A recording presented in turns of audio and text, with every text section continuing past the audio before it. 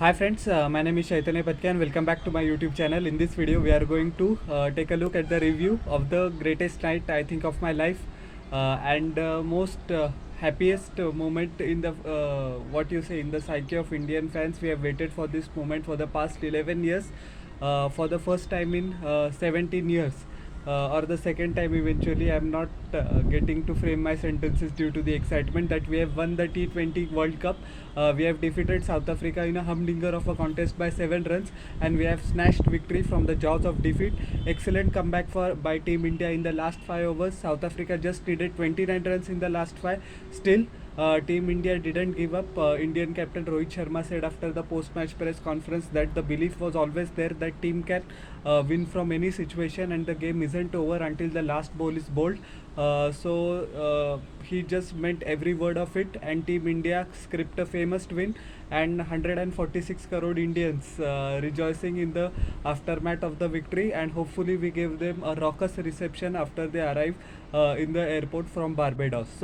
What a fantastic game of cricket it was. The toss was won by Indian skipper Rohit Sharma, who chose to bat first. If you remember in the preview, actually, as I said, that chasing might be a good option because I had that scars or psyche from the 2022 semi-final against England as well as the 2023 ODI World Cup 50 over final. That if we know the score, whatever that might be, at least our batsmen know how to chase it. But Rohit Sharma actually said in the post-match press conference as well that he was always sure that he wanted to bat first, and he did exactly that. India posted 176 at one stage. We were 34 for 3 after the dismissal of Suryakumar Yadav. Virat Kohli started off brilliantly well. 3 boundaries of Marco Jansen in the very first over itself, signaling his intent that he is here to stay.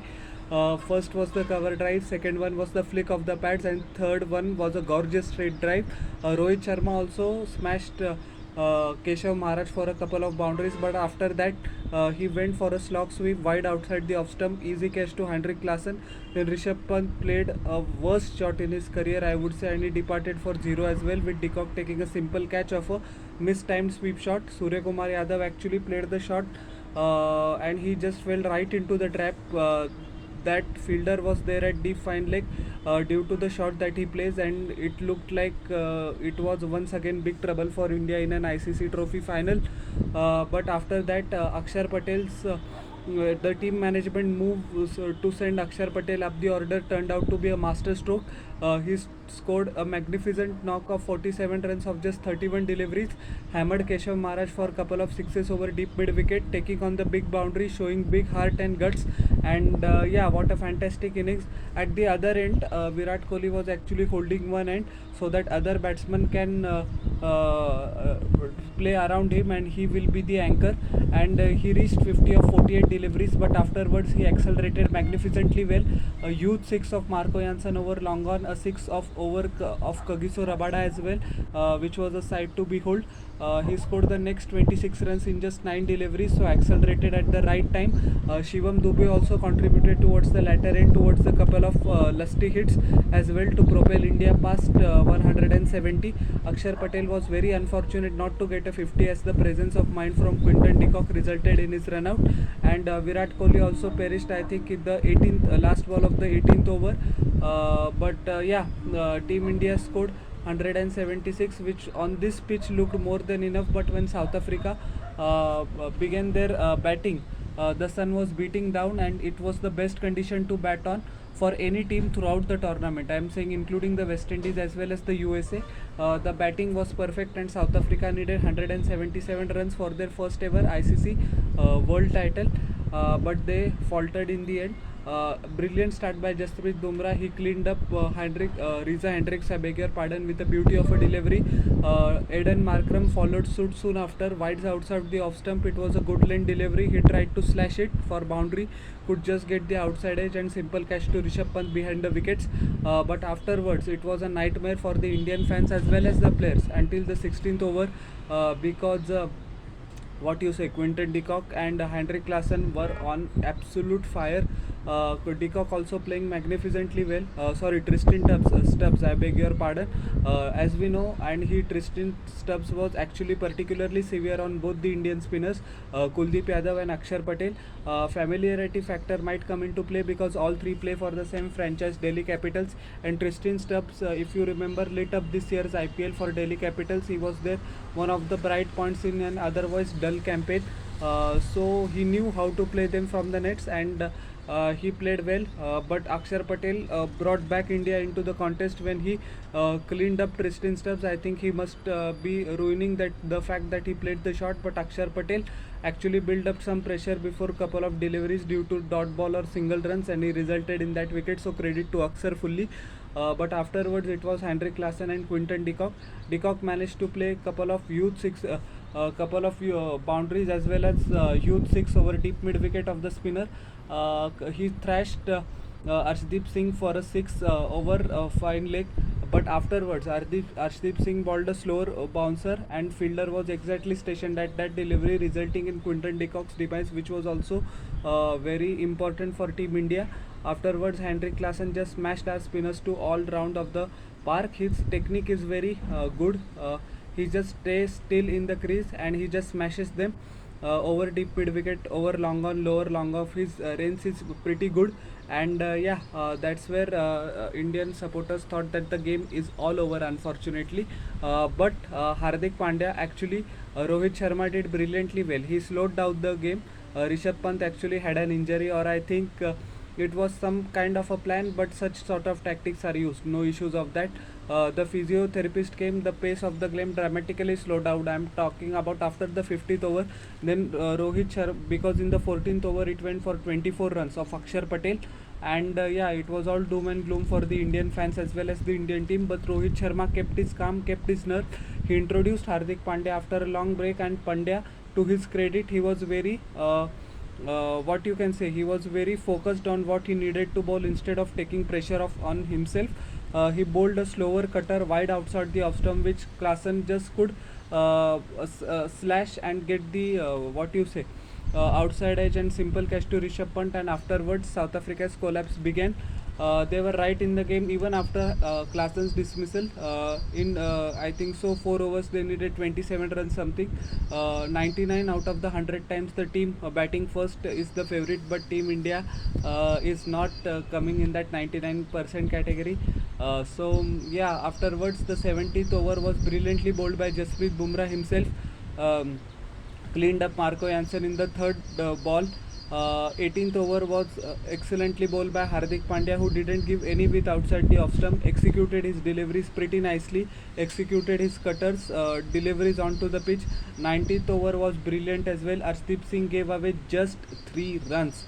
What a magnificent tournament he has had as well. He finished as the joint highest wicket taker with Fazal Haq Farooqi at 17 wickets. We don't have to forget that. And the final overs catch was characterized by a magnificent effort by Suryakumar Yadav. I think that is the greatest catch in the history of Indian cricket. Hardik Pandya came over the stumps. He intended the Yorker to David Miller. Remember, 16 runs were to get, but that turned out to be a low full toss. Miller didn't time it, but as we know that mistime shots also go for 6 these days. But Suryakumar Yadav kept his calm, kept his nerve, kept his composure. Took the catch. He just, as we know that he was going to trickle into the boundary because the momentum was going to take him there. He just put the ball up in the air, went inside the boundary, and afterwards came back and completed the catch. That was a magnificent catch, and everyone here at the hostel where I stay were on their feet. So were the 146 crore Indians, because it was a beauty of a catch, and that match actually turned the favor. I remember Steve was scored to Herschel Gibbs in the 1999 game in the Super 6, where Herschel Gibbs actually dropped Steve Was dolly of a catch that he said that you didn't drop the catch, you dropped the World Cup. What you can say, that prediction was pretty accurate. So in the end, I'm just going to just tweak that little quote from Steve Waugh. I am going to say that Suryakumar Yadav didn't pick up the catch, he picked up the World Cup for Team India. Afterwards, 5 of 16 deliveries, a streaky boundary of Kagiso Rabada just increased the heartbeat. 12 were needed for the 4 balls, but Hardik Pandya executed his Yorkers brilliantly well, and yeah, magnificent bowling by him. And when Keshav Maharaj hit the mistimed shot towards deep mid wicket of Harshdeep Singh, 9 runs were needed. That we just ensured the victory, and what a moment it was. And for me personally as well, I think so I'm going through some trouble in personal life, let's say, and cricket is the only thing that gives me some happiness, some satisfaction, and some kind of a escape. So it was a good moment for me as well, and I felt very relieved after all the heartbreak. So must be all the true Indian cricket fans, that after all these years of heartbreak, of losing in the final, semi-final, we finally won the elusive ICC trophy, that also the World T20. Virat Kohli was adjudged player of the match for his magnificent 76 of 59 deliveries. The player of the series went to Jasprit Bumrah for his magnificent display throughout the tournament. He was like gold dust in the final as well. Brilliant captaincy from Rohit Sharma to actually introduce Jasprit Bumrah in the 17th over, because he knew if he kept Jasprit Bumrah towards the end, the match would have finished before as well. So hard luck to South Africa, but credit goes to India, that they fought and fought and fought, and yeah, they deserved the win in the end. So magnificent display by our team, and hopefully it inspires a lot of people. A bit sad that Virat Kohli, Rohit Sharma, and Ravindra Jadeja also announced their retirement from T20 international format. They won't be available for Team India in this format. Three of them will continue to serve the Indian team with distinction in the remaining two formats. But what a way to go, especially for Virat and Rohit Sharma. It was the final game for Indian coach Rahul Dravid as well, who has given so much to the team for the past 3, or I think almost 3 years. So he's also his first World Cup. Rahul Dravid was a magnificent player, but he is the greatest player in cricket history never to win a World Cup. But he has a World Cup now as a coach, so that's well deserved as well. Jay Shah has announced 125 crore what you say rupees as a prize money for the team India for winning the elusive T20 World Cup.